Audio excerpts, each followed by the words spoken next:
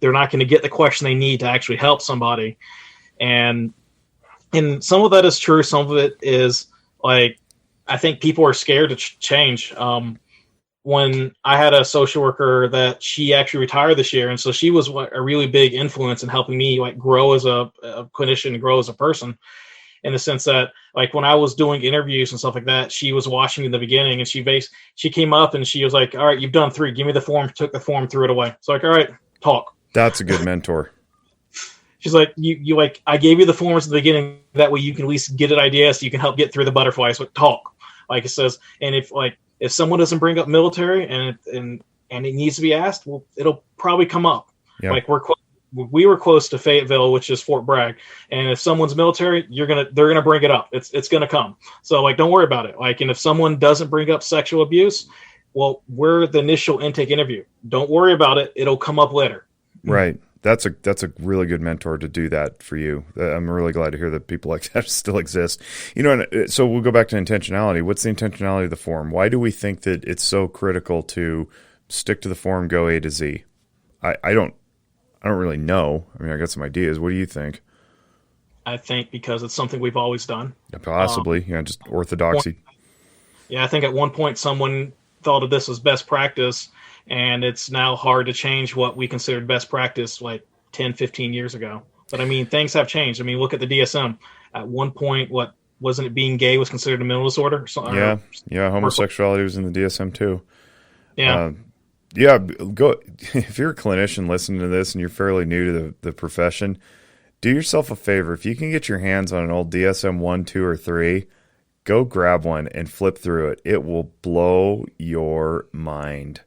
Blow your mind. I have a 3. It's this little spiral bound thing. It's really thin, and it's mind bending what was considered mental illness and how it's changed and evolved. And of course, now there's a pushback counter argument that says, the book keeps getting bigger, and with a culture that has told us that mental illness is this big spooky thing that we're not allowed to talk about and can't be overcome, which is horseshit, by the way. Sorry, I never swear on this, but I get really fired about this stuff. Before the start. I know, I did. I was like, we don't curse on this podcast because kids listen to it. But it's crap. It's complete crap to think that mental illness can't be overcome. And as I referenced before, if that were true, we wouldn't exist. But as the book has gotten bigger, I think more people are finding excuses to justify their behaviors rather than articulate explanations of what they're dealing with in order to fix the behavior. And I'm not super happy about that. I know that it's given laziness a real foothold in schools and in homes. And it's like, well, don't blame me. Don't blame my kid. Blame the ADHD. Like, find justification for the behavior. And like, I'm going to segue on that. I have ADHD. I have done perfectly well in high school. I had I struggled in high school because I didn't like doing homework. But in my undergrad, I was 4.0 Dean's List. Don't tell me it can't be done, and I haven't taken medicine since I was 18 years old. Yeah. And that's not saying medicine's not helpful. I'm not saying it's not helpful. But I do believe that you can survive without medicine if you put forth the effort. But it is a hard effort. And in a culture, in a society where effort is not super well received these days, it would make sense why people would rather just reach for a quick fix, be that a pill or a drink or anything else.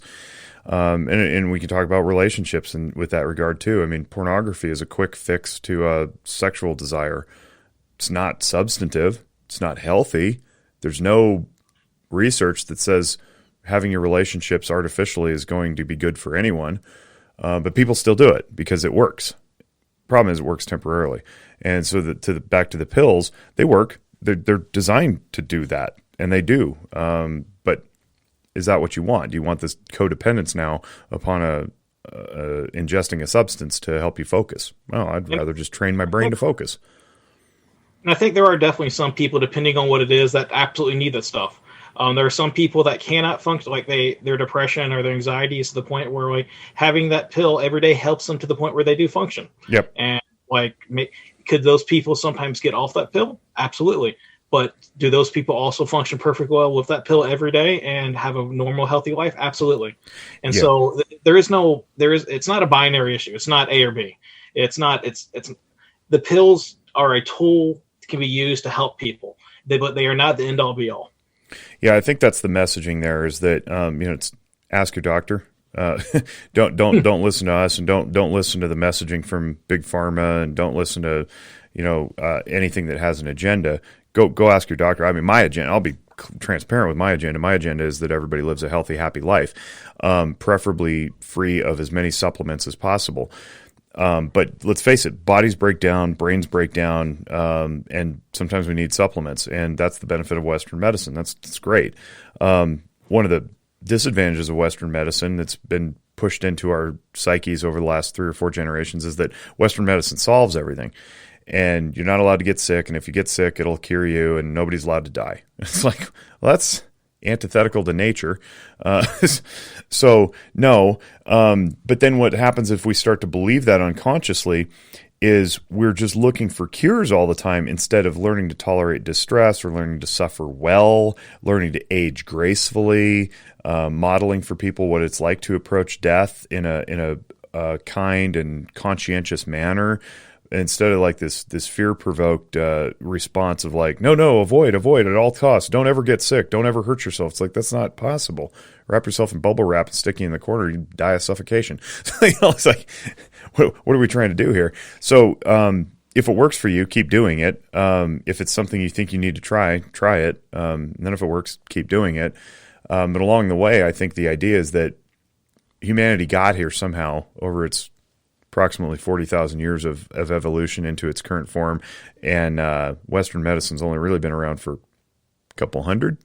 So somehow we made it, which means that we still have the potential to do without. Now, is it a quality of life issue to take ibuprofen to fix your headache? Yeah, go ahead. Yeah. But also maybe consider where the headache came from. If it's stress or if it's you drank too much the night before, maybe you need to alter some behaviors to avoid headaches altogether. Man, you just unloaded a whole can of worms there, because a lot of that is cultural. Like, we as a culture have just shied away from dealing with hard situations. It's like the whole everyone gets a trophy thing. Like we have gotten to the point where we don't like going through hard situations, and you can kind of see that. It's nothing against the current generations. These kids are being raised by individuals who push this narrative, and it's nothing against those kids. That's all they've known. And so but if you don't get the instant gratification, it's kind of like the Amazon thing. I ordered, I want it right now. Mm-hmm. And I won, I want this right now. It's instant gratification. That's why also I think it's hard to get people to come and talk, because it isn't sit my kid in front of me and fix him. Yeah. You need to sit down too, because maybe it's not him. Zephyr's intake packet has a "we don't do fix my kid" policy on it, and it doesn't read like that. I read it to people like that, but after I've built some rapport.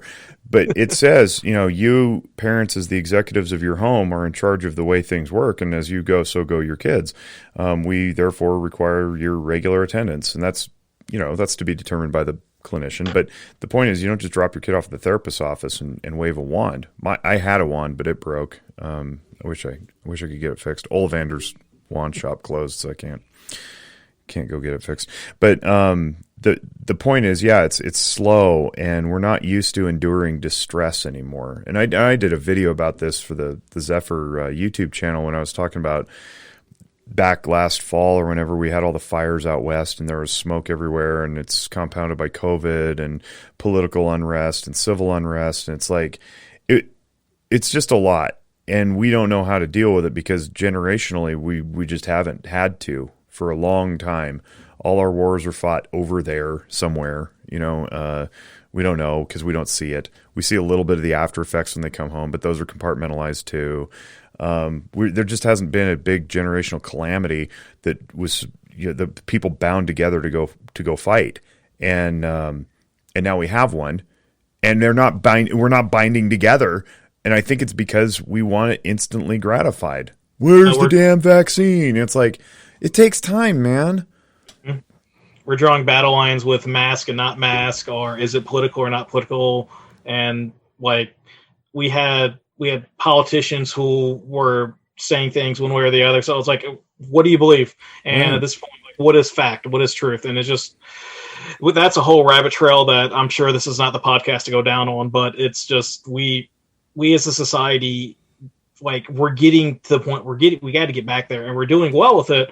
It's just we have a lot to overcome, and it doesn't just go away. Like, it just, there's always things that we need to struggle and overcome with, and overcoming something is hard. Yep. I want to deal with PTSD, and it was hard. And trust me, it's not something you want to deal with. And it's just like it's hard. I hate to like keep saying that word, but it's the truth. Well, now that we're talking about all the instant gratification stuff, I usually rattle off 3 or 4 examples, but I'm really looking almost everywhere these days. You mentioned Amazon, and I didn't even think about that. I've mentioned it before about the potential future of not having to engage the public as a result of Amazon, because we could just like hibernate and, you know, isolate in our homes and never see the world because we'll get groceries delivered by drone or whatever. But I didn't think of it in terms of the instant gratification thing.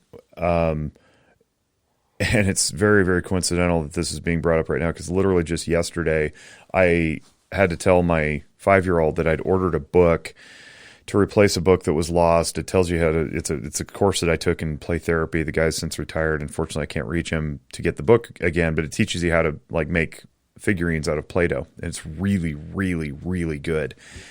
And the only place I could find this thing was for like $86 on a used book website. And then it was like 100 and something on Amazon. I was like, this is ridiculous.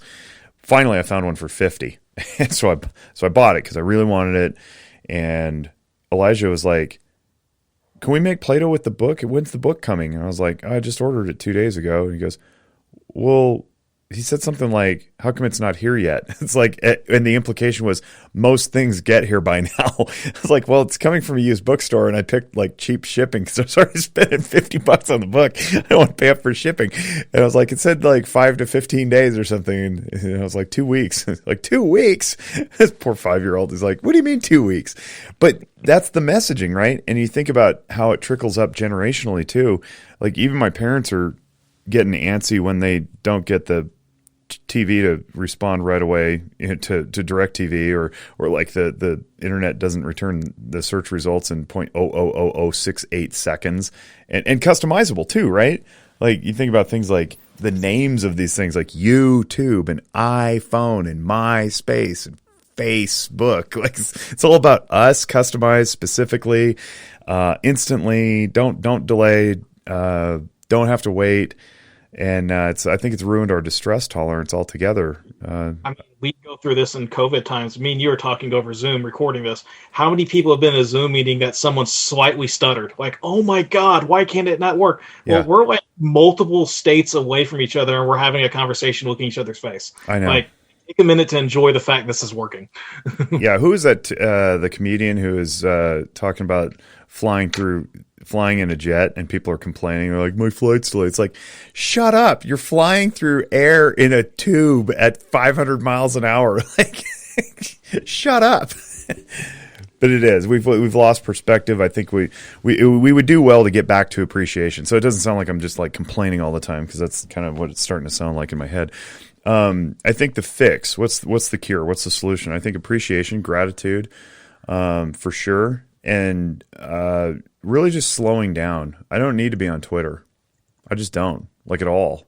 I can probably, get my news wherever I get it, and I don't need to be like endlessly scrolling. And I think all this has conditioned us to get away from the gratitude and appreciation that really forms the foundation of, I guess, a happy life. Mm-hmm. And I think ultimately too, what this distress tolerance has done is it's made us a little bit grouchy and irritable and bitter. And one of the things you brought up, and I promise this will tie back together, we brought up earlier before we were on, we're talking about, I guess we did do it in the podcast, talking about clinicians being judgmental.